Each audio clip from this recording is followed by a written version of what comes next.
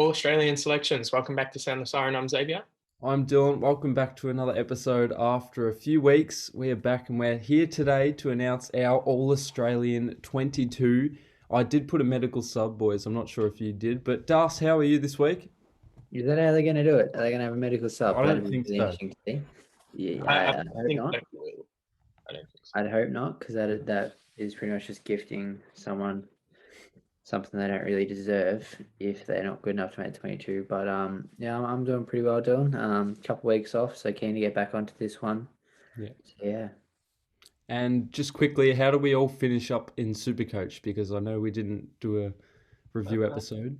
I can get I won the minor premiership in our school league, which was nice. I had a good last week. I think I was 2000th in the round rank for the last week, which is nice. Finished up around 30,000, which was pretty disappointing, but I think outside my first 5 weeks, I would have been top 10K. So there. No, that's a major performance by you, Das. You halved your score and then almost halved it again within about 6 weeks. You were riddled by injuries all year. Lockie Neal was either injured 1 week or inconsistent. So that's big by you, Save. I finished in the top 20K, finished 19,347th. I made a Darcy-like captain error in my semi-final, which ended up costing me a grand final berth, so that hurt a lot, but it's all right. And I finished 16,746. So surprisingly, the best here. I'm not going to brag though because we all failed our expectations, I think. I made an error. I finished. That was my round rank for round 23. I was going to say you definitely had it. My season rank was 13,323. So. Unlucky. You just wanted to do that, Save. Don't lie. No, that's actually right. Sorry. I was looking at my round rank too. Came second. Yeah.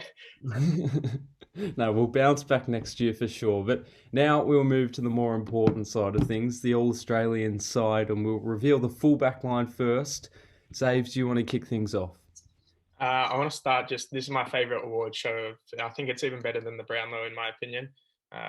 So it rewards all players through all positions. So I hope to see a few Carlton boys in there. I think we're a lock to get at least one. So my full-back line, I start with the Melbourne boy in Jake Lever. He's had an incredible year, averaging, I think, almost 4 intercept marks, maybe 4 intercept marks a game, which is, I think, like the highest ever. Then I've got Jacob Wiedering from the Carlton Football Club. He's had an incredible year. He wins a lot of the football for a key defender, and he takes the best defender every week, which is very good. And then Tom Stewart, we know he's missed the last couple of weeks, and he's probably going to miss all of the final series almost certainly. So, but he's had an incredible year as well, and probably going to win the Geelong Best and Fairest. Yeah, I'm looking quite similar to you there. I've got Stewart in the pocket. Obviously, fantastic player. Shame he's injured. I've got Stephen May as my fullback, and then the pairing of May and Lever. So I've got Lever in my other pocket. So I thought, nice little Melbourne pairing there. Yep, I have Daniel Rich in the left fullback pocket. I've got Jacob Wiedering as my fullback. And then in the other pocket, I've got Jake Lever. I was initially questioning his impact at the start of the year, Xavier, you might remember. But as you said, 4 or 5 intercept marks a game. I've come to love his game. Him and Stephen May, just the ultimate defence. And who knows what they can produce in the finals. For sure. Yeah. My centre-half back line, I've got Bailey Dale from the Bulldogs, Stephen May, as both of you boys have, and then I've got Daniel Rich as well. Yeah, I have Aliir on the flank. I've got Wiedering centre half back, and then Daniel Rich on the other flank for me there. So no Bailey Dale on the half back line. So I was tossing that one up, but yeah, I think I had to go Aliir because I do think he had a fantastic season for Port. I'm glad that someone else had Aliir. I do have Aliir, the halfback flank. That performance against your Blues, Save, which we didn't talk about, I think he had about 160 Supercoach points and then double digits in the intercept marks. So huge performance by him. Interestingly enough, he wasn't the best key defender on the ground either, because at 3/4 time, I think Charlie Dixon only had 1 disposal. So I think Jacob Wiedering did a fair share. I know both you boys have him as well. I think he's had an incredible year as well, Alir. But I didn't really want to play him on the same team as all of Stewart, Lever, Wiedering, and Stephen May. So I think he fell fifth, but incredible year. Yeah, so I have Alir, I have Stephen May, and then Tommy Stewart in the other halfback flank. But I'm not sure if it was a fullback pocket or a halfback flank, but I don't think it really matters because you'll see some players out of position anyway. Yeah, I think me and Dylan have identical backlines there, just different positions. So I think it's pretty indicative of how clear cut the backline is somewhat. Yeah. Mine's fairly similar as well, 5 of the 6, only having Bailey Dale over Alir. And it's a bit odd because you can't really classify Callum Mills and Rory Laird as midfielders.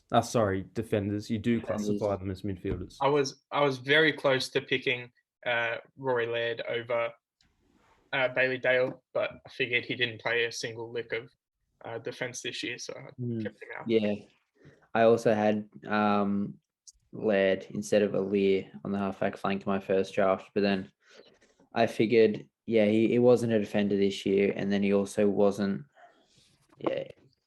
so had to move him off that position. On to your midfield, Dave. My centre line, I've got another Carlton boy, Sam Walsh on the wing. I've got Jack Steele in the centre and Darcy Parish on the other wing.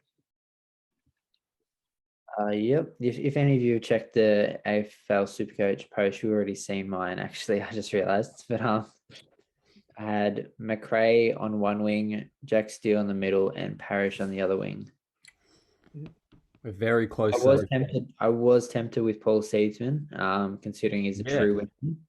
Considering he's a true wingman, but just knowing how it all goes, the wing's not really a respected position in all Australian.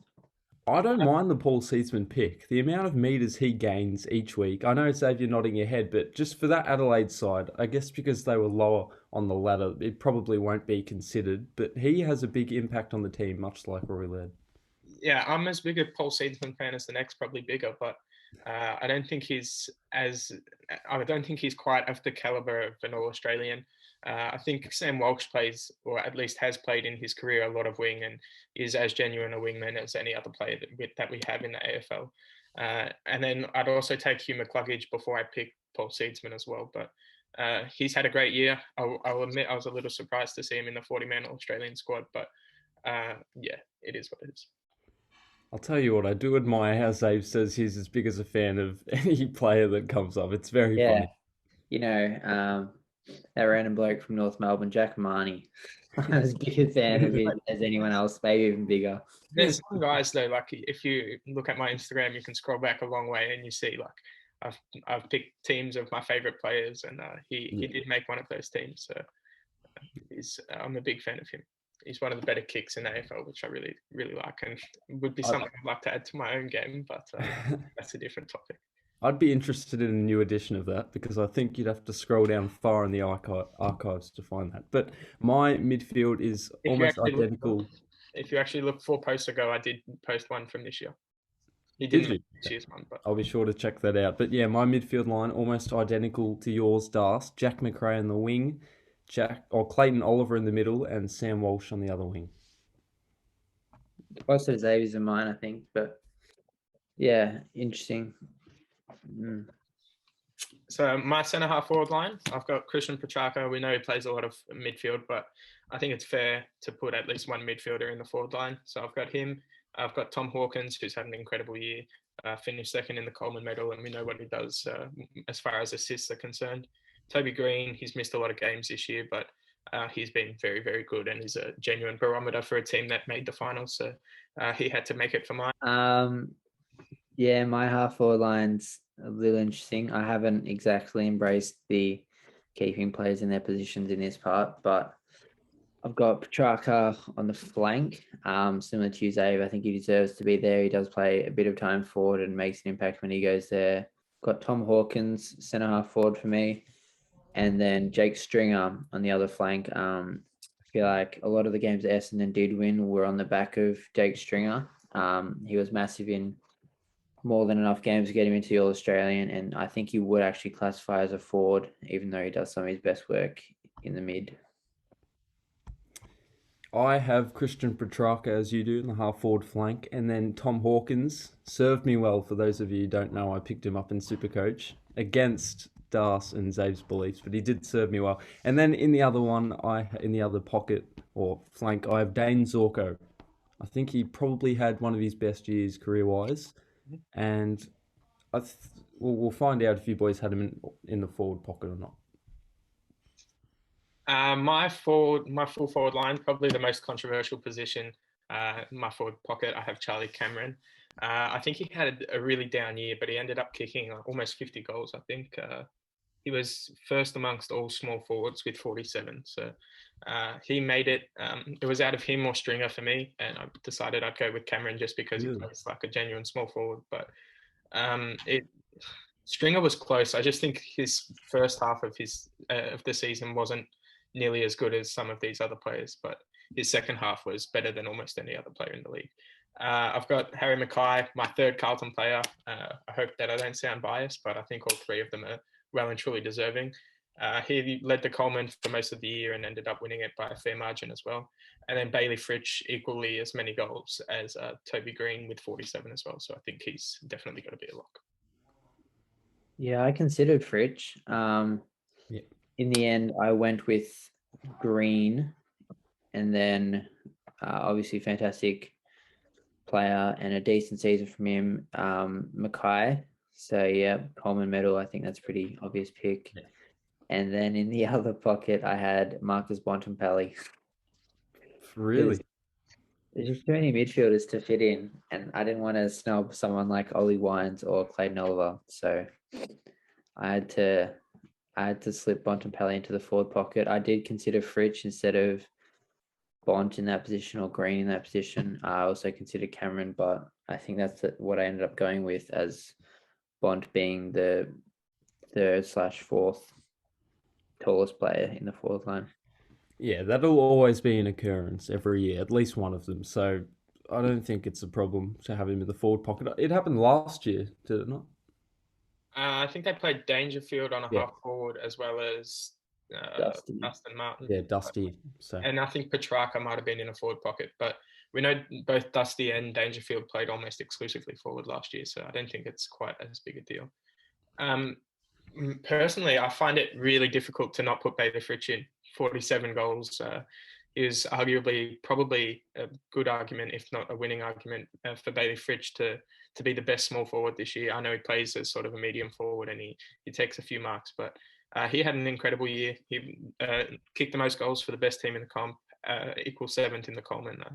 Yeah, I think he has to make it.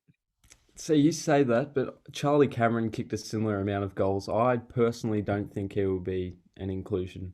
You don't? I think I'll place a bet. At the start of the year,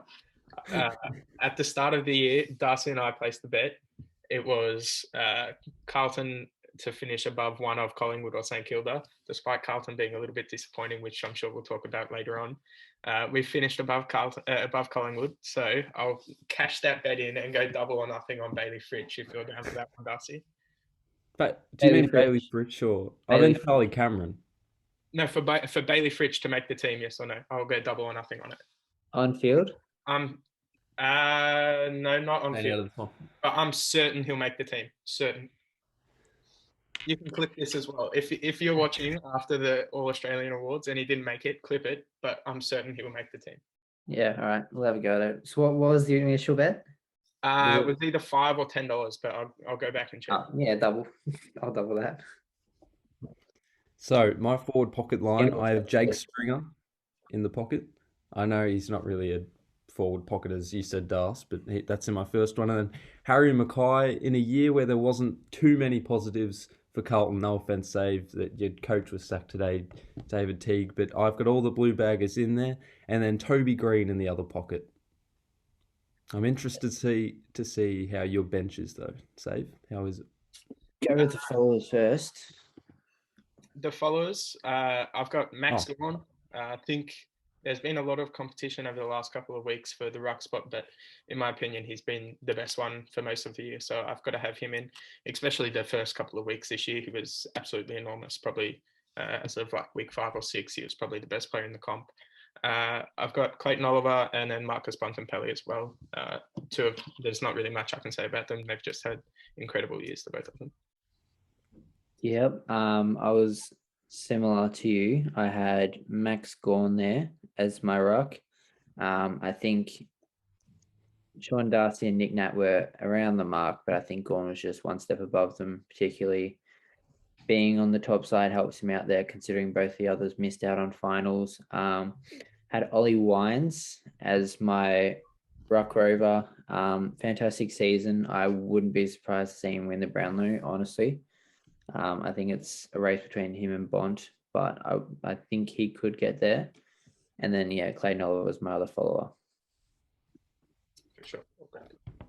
I'm a little bit different. I have Sean Darcy as my ruckman. I have Jackie Steele. Tried not to be biased, but the impact he had on our team this You year. had Oliver in the centre, though, didn't you? Yeah, Oliver in the centre. Yeah, I had Jack Steele on field as well. Yeah, I had Jack Steele in the centre.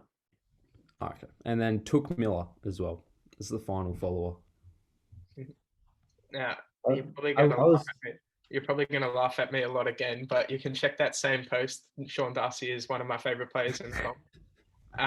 But I think Max Gawn is also, and I do actually prefer Max Gawn over Sean Darcy, but Darcy's my second favourite ruckman. I think Max Gawn is better for a couple of reasons. I think the way he gets behind the ball is something that I really like in a ruckman. He takes a lot of intercept marks for someone that plays predominantly in the midfield or in the ruck. And as Darcy said, he's playing on the best team in the comp, so I think that gives him a slight edge. In saying that, Sean Darcy is probably, off the top of my head, the best kicking ruckman. Yeah, I think set shots. He's really good. I don't think Max Gawn kicks that well at all from set shots, but we know he kicked a very important one against Geelong from set shot. I just think he's better in my opinion. Yeah, that's fair enough. Onto the bench. My interchange. I think both of you boys might have had him already. I've got Took Miller, who's been very. No, you didn't. He's been very, very good all year. I know he plays for one of the bottom teams, but I've got 3 Carlton players in there anyway, so I may as well stick with it. I've got Jack McRae. He's playing for the Bulldogs. He's been very, very, very good. Ollie Wines, I think Darcy touched on him as being a Brownlow contender, and I agree with that. He's been very, very, very good all year. So he's on my bench as well. And then my last one, it's tough. I went with Zach Merritt because Essendon made finals, but honestly, I wouldn't be mad with anyone of Rory Laird, Zorko, as Dylan had, Jared Lyons, I think had a very, very good year as well. So it could be anyone. I don't really care. Just on Took Miller, I think if we took a deep dive into the early parts of this year on a Supercoach episode, I might have recommended Took Miller, and you boys said no, or not no directly, but I had him after round 10. Sorry? I had him for more than half the season. I think it was about round 5 or 6. He came off a 130 and he had scores of 90 and 80. And then from then, I don't think he scored lower than a big 100 for the rest of the year.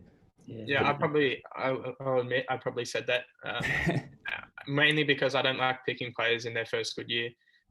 Same reason I didn't pick Walsh and a few of the other players. I stuck with more the superstars that we've seen for a long time, like Bontempelli. I even picked Fife at the start of the year, which didn't work out. Had to trade him after a while, but that's just normally what I like to do.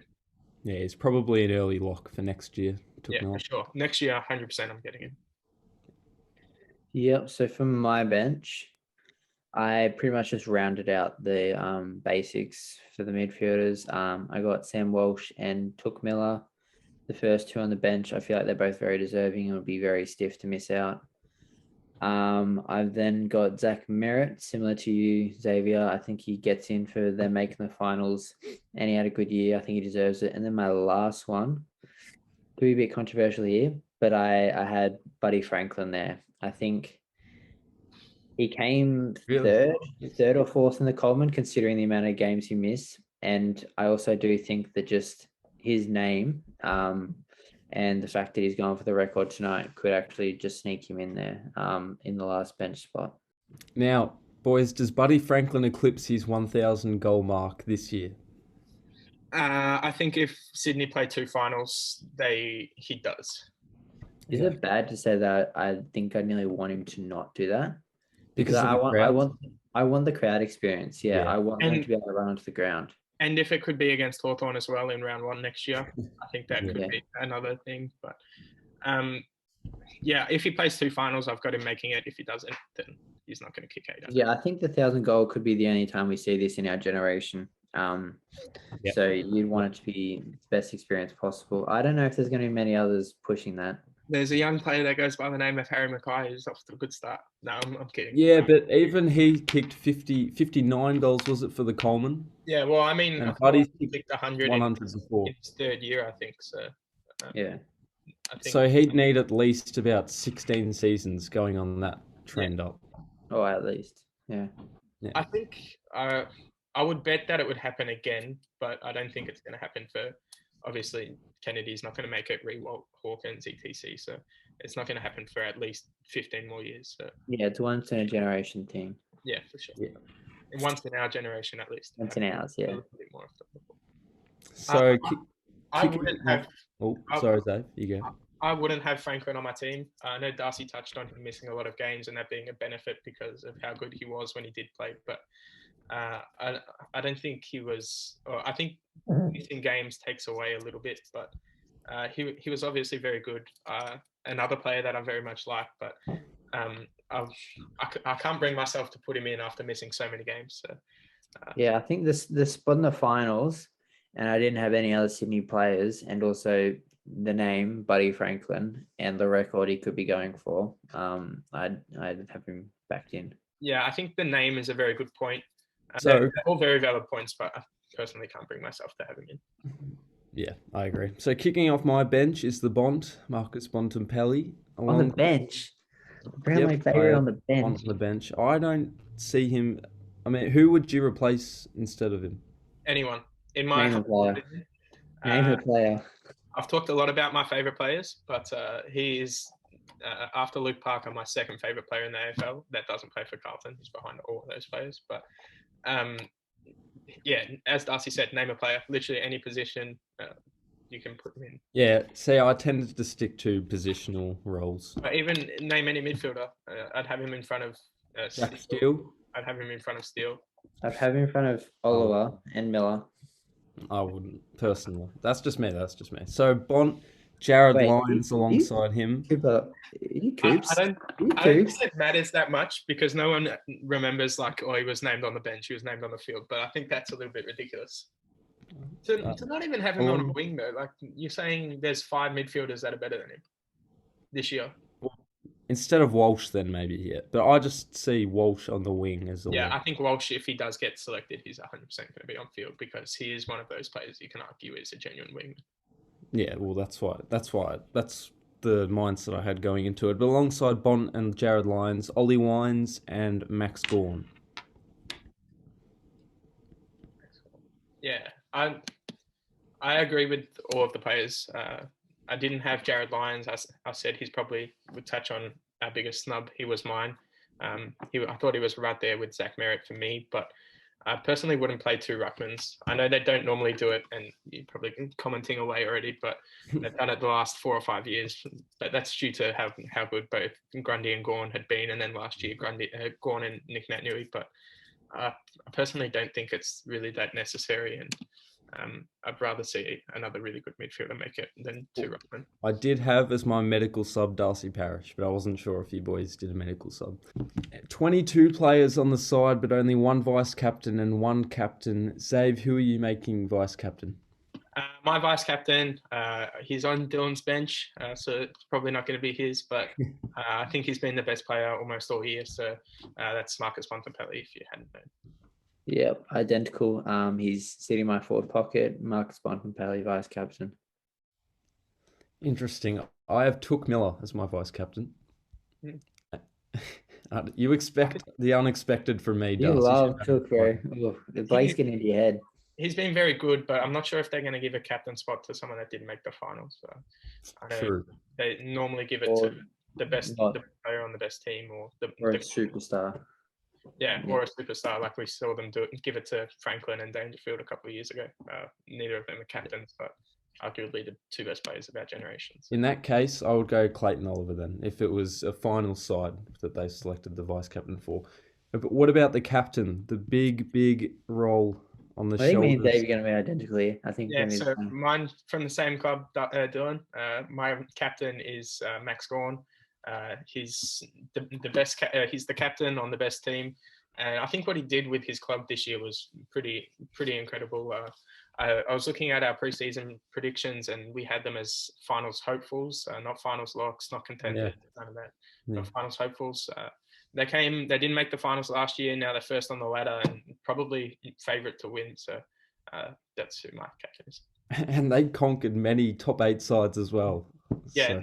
They beat pretty much everyone there. So including Geelong in the last round to finish on top. So incredible year from both Max Gawn and Melbourne. Yeah, pretty much the same points to me. His best. I've got Max Gawn captain. He was the best ruckman in the league. He was the captain of the best team in the league, and yeah, the turnaround they've had this year has been massive. And I think a lot of it can be attributed to Max Gawn's leadership. So for him, he's the captain of the team. A little interesting point. Both the captain and vice captain of mine and Darcy both identical, and both of them were on Dylan's bench. So. Yes, they were. They actually were. I will make my captain. I don't know how you boys are going to react to this. Jack Steele. The Brownlow favourite. I'd say the same. What? He will win the Brownlow. What favourites are you favourite? In my opinion. In my opinion. Looking at the Beaumont. Yeah, I've got money on him too. It's all good. I agree with you, Dylan, but he's not favourite anywhere. I know. I'm saying in my opinion, he's my favourite for the Brownlow medal.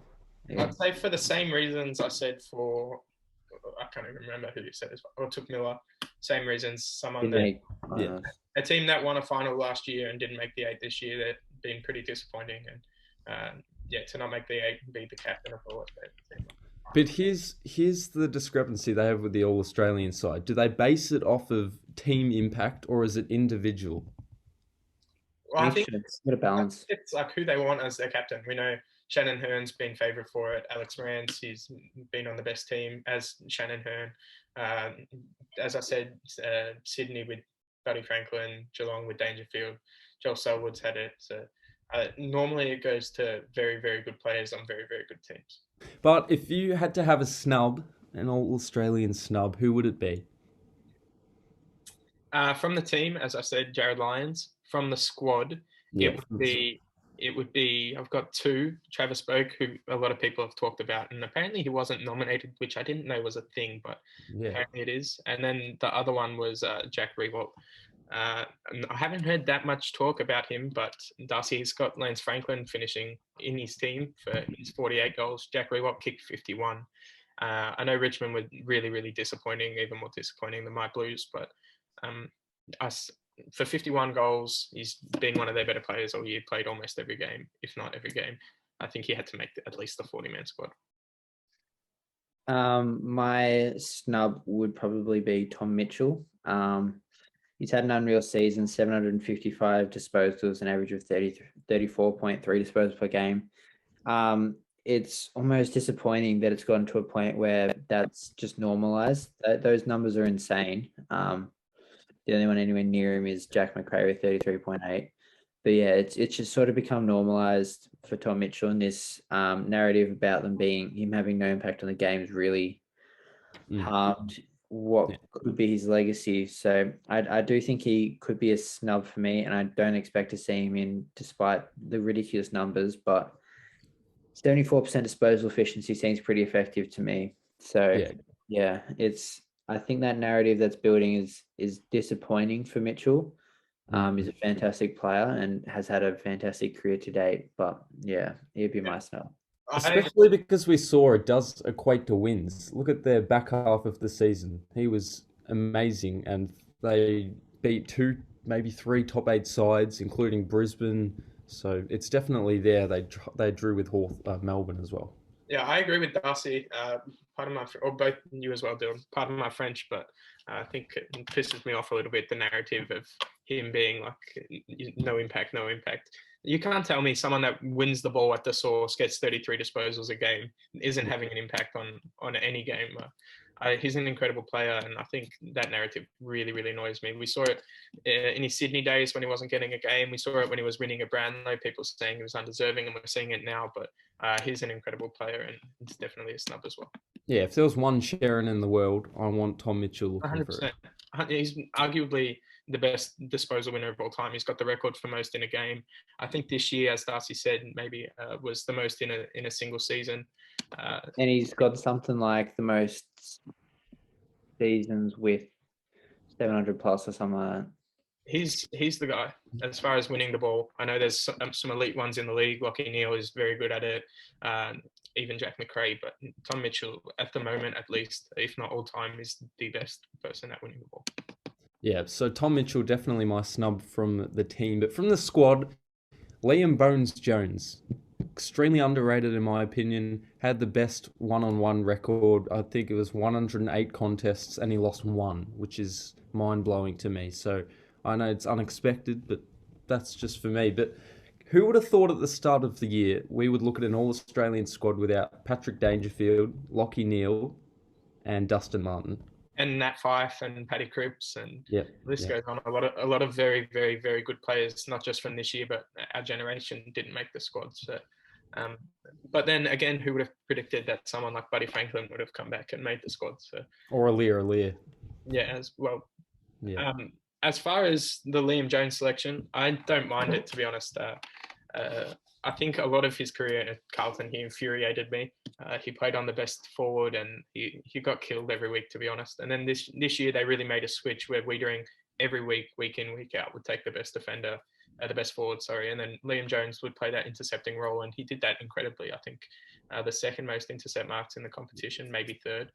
So he was really good, but the only issue I have with it is Carlton, who were disappointing, didn't make it great, and finished like 13th. To have 4 players in the squad is probably a little bit too much. Yeah, that's what I was about to say, but if you play well, you deserve it. Who was your snub from the squad? Sorry, Dallas. Sorry, Zave. Apologies. Mine was Travis Buke and Jack Rewalt. Yeah, Jack Rewalt. Who was yours? Yeah, I didn't have a 40 snub. My 40 snub, I reckon you could shout Cam Guthrie, averaging 30 disposals a game in the third place side, one of the best midfielders on the team, particularly with Dangerfield missing a big portion of the season. I think he was very tough to miss out.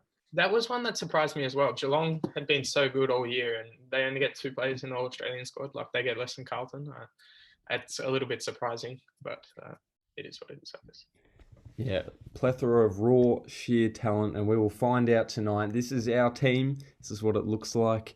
And make sure to follow all the links in the description down below. Footy Beanies, AFL Supercoach, STS.podcast, which is almost at 1,000 followers now, Zave. You're running that very well behind the scenes. But that's it for this episode. Hope you enjoyed, and we will see you next time. Catch you later.